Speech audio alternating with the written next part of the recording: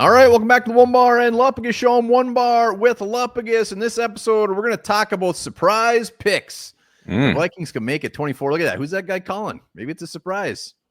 Someone's calling right now? Well, Quasi. Oh, okay.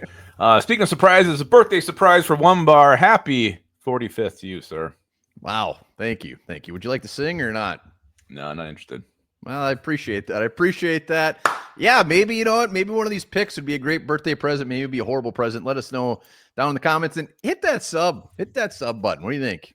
Yeah, and let's just define this is a surprise pick. A guy who, could be on the board. This isn't like someone who we're hoping follows to us. This is like a total shocker pick. Like, oh my God, I can't believe they actually did that with the needs they have on this team. So these are surprise picks. Yeah, and we've seen surprise picks year in and year out. Sharif Floyd, surprise. I mean, surprise that he was there. Mm-hmm. Christian Ponder, surprise. Lewis Seen was a surprise. Yep. Anthony Barr, who am I missing? We've had a lot of surprise picks. We really have. And do we love all of them? Not always. Sometimes they usually sometimes they don't like them at all. But anyways, Christian Ponder was probably the biggest surprise. Teddy trading back up, getting Teddy Bridgewater, surprise. All right, let's get into this list. Like we said, good or bad. Let's start off with one that might, if it were to actually happen, be one of the probably the most surprising pick in the draft. And I'm going with it. It's UCLA linebacker Carson Swessinger. The dude is reading draft gurus. He's right on that fringe of a first-round guy early round 2. It's not crazy. He's just a guy that hasn't been talked about towards the Vikings, and he is one of the best out there. I love this guy. I wish we had a second-round pick so damn bad just for this guy.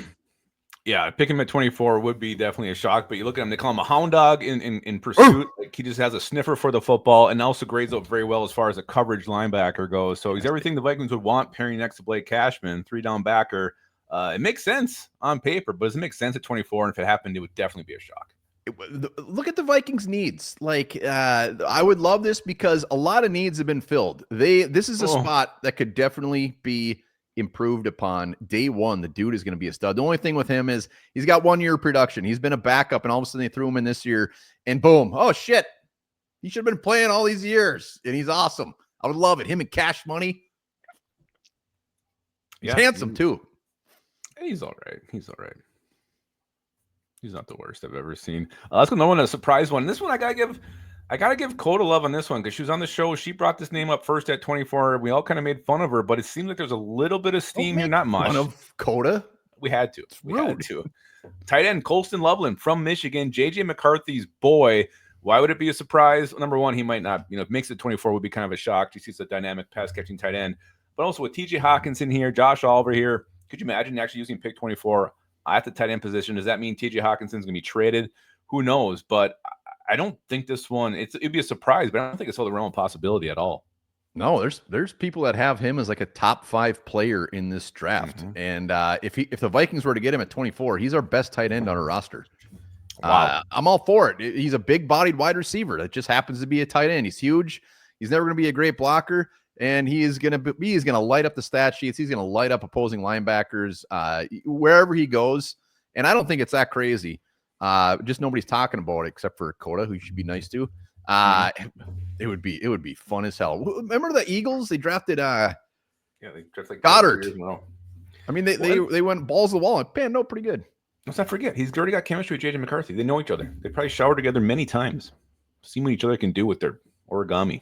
Origami. I don't know if that translates to the field. Oh, it does. It does. You trust someone when you've seen what they can do. Yeah, I guess. All right, that's fair. I like it. I would be if that was the pick, I'd be like, wow. Yeah. Wow. Like, holy shit! And I gotta apologize to Coda right now. That was beautiful. All right, who else we got? Who else do we have? This is Mel Kiper's pick, but Donovan Jackson, the versatile offensive lineman from Ohio State, that would be a surprise. It would be. At this point, I think we're cheating a little bit that maybe it wouldn't be that big of a surprise. Like, I think I've said this before, I'm starting to prepare myself that this very well could be the pick. I mean, Jackson, he's going to be very good. Like, when you look at Gray, everybody just hard up for Gray Zabel. He can play anywhere. He's the more fun guy, where Jackson, it just seems like he's just going to be really good. Maybe not the upside. And he can play anywhere. And one thing, I mean, Mel Kiper's rarely ever right, so I think I have a better track record on draft picks than he does. I don't know about that. I don't know about that at all. I don't hate it. Like I like the player. Is the value there at 24? You could argue that he could play tackle if Christian Darrisaw's not ready to go right away, so it makes sense on multiple levels. I think Gray's able is an overall better fit for our system, but it would be fine to surprise. But I wouldn't be. I'd be very happy with the pick. I'd be fine with it. Would you rather have Donovan Jackson or Carson Swessinger at pick 24? Donovan Jackson. Just love Ivan Pace too much. Yeah, Jack. I think Jackson goes in round 1. I think Jackson goes in round 1. I think he should too. I think he should. So it would be a surprise. Who else we got? Let's go with one that I think would probably be the biggest surprise of anybody on. Let's say that one for them. Let's go with a guy I had in my last mock draft, Emeka Egbuka, wide receiver from Iowa State. A guy who actually does have some rumors attached to him, some smoke here. We talked about it yesterday, saying what a great fit he is for the Vikings system, a great blocking wide receiver, a guy who can work from the slot. And give the Vikings something they don't really have right now. Yeah, it was funny when you did your mock. I don't look at all the comments. Sometimes I see them filter in.